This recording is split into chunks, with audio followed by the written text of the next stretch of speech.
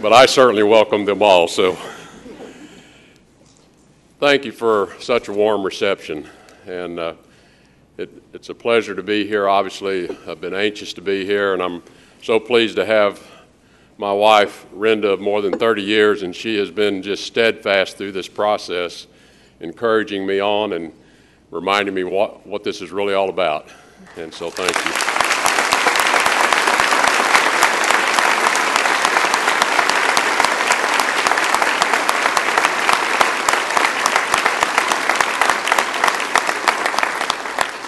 Also want to thank Acting Secretary Tom Shannon, who has just been superb through this entire process. And Tom, thank you so much.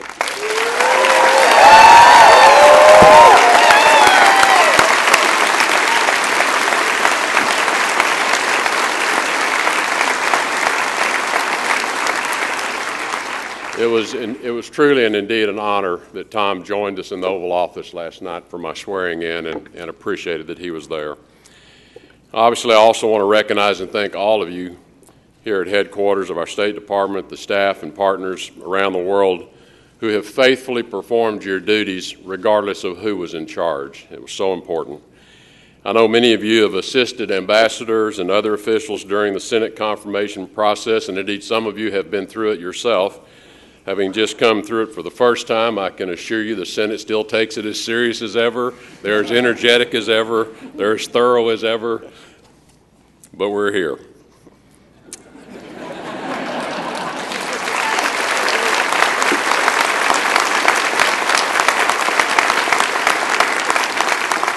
So in the days and weeks ahead, we're going to have plenty of opportunity to discuss in more detail the goals, the priorities, and the strategic direction for our organization. But for now, I really want to take a few minutes to communicate my high regard for the men and women of the State Department and share with you some principles for all of us to live by as we pursue our shared mission. The individuals who comprise this department are among the finest public servants in the world. Many of you serve our nation abroad and have served our nation abroad. State Department staffers in the field are not just conduits for policies and plans. You are our emissaries of our nation and the ideals we stand for. When people see you, they see America. When I wake up each morning, the very first thing I ask myself is, are all of our people safe? The safety of every single member of our State Department family, regardless of where he or she is posted, is not just a priority for me. It's a core value, and it will become a core value of this department.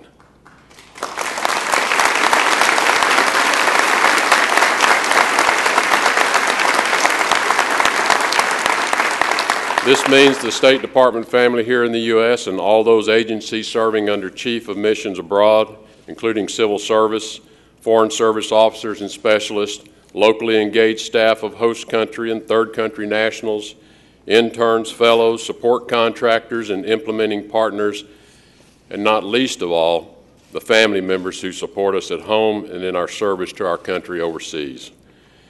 The Foreign Service is not the only component of the State Department. The civil service workforce at the State Department plays an indispensable role in all we achieve, and we cannot attain success without the mission-critical services that you provide. Though we often live in a world of headlines, working outside of the public eye does not make you any less essential to our operations. Your dedication, your intelligence, and your sound judgment are the brick-and-mortar elements of all we do. We all depend on your good work, and I know it will continue. One of the great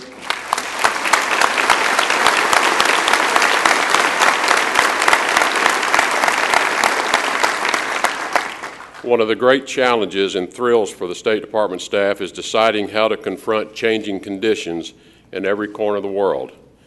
And I encourage all of you to use your natural and well-developed skills to adapt to changes here at home as well. I know this was a hotly contested election, and we do not all feel the same way about the outcome. Each of us is entitled to the expression of our political beliefs, but we cannot let our personal convictions overwhelm our ability to work as one team. Let us be understanding with each other about the times we live in as we focus our energies on our departmental goals. As Secretary, I will deploy the talent and resources of the State Department in the most efficient ways possible. That may entail making some changes to how things are traditionally done in this department. Change for the sake of change can be counterproductive, and that will never be my approach. But we cannot sustain ineffective traditions over optimal outcomes. I will gather information on what processes should be reformed and do my part to make sure we are functioning in the most productive and efficient way possible. Regardless of the circumstances shaping our country or our department, we must all remain focused on the mission at hand before us. I remind you that our undertakings are larger than ourselves or our personal careers. Our duty is to faithfully represent our nation in the arena of foreign affairs. If we stay focused on the work before us, I promise I will work to ensure you achieve your own personal success and your professional satisfaction in what you are doing. For every individual who works at the State Department, I ask that we adopt a few core principles.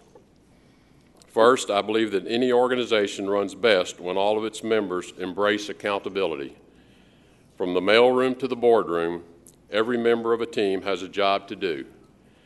I know nobody will always be perfect, and that certainly includes me. But I ask that everyone strive for excellence and assume responsibility for their actions and their decisions. The New England Patriots have signs posted all over their team facilities that simply say, "Do your job." It is a brief message, but one with profound importance. If we all do our jobs and embrace a willingness to be held accountable for our performance, we work better as a unit, move closer to attaining our goals. It's worked pretty well for the Patriots over the years, as I must admit. Secondly, I want us to be honest with one another. We're on the same team. We share the same mission. Honesty will undergird our foreign policy, and we'll start by making it the basis of how we interact with each other. Lastly, we're going to treat each other with respect. No one will tolerate disrespect of anyone. Before we are employees of the State Department, we are human beings first. Let us extend respect to each other, especially when we may disagree. What I ask of you and what I demand of myself, I will embrace accountability, honesty, and respect no less than anyone. Before President Trump called me, I thought I'd be entering retirement this spring after 4 decades of business experience. Renda and I were ready to head off to the ranch and enjoy our grandchildren. But when I came back from my first meeting with President Trump and he asked me to do this, Renda said, "You didn't know it, but you've been in a 41-year training program for this job."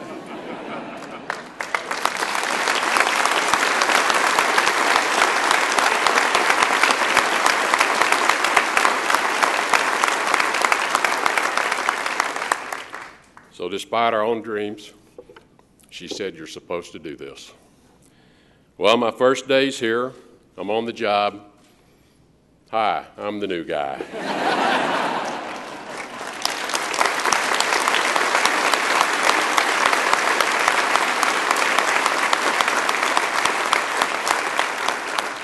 As such, I will depend on the expertise of this institution.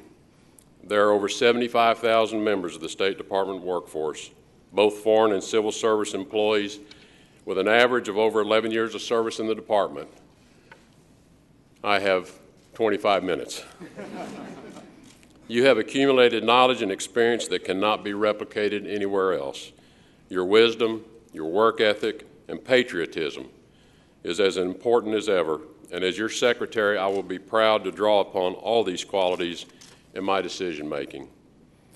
I ask that you join me in upholding high standards of ethics and professionalism, committing to personal accountability and honesty, and respecting your colleagues.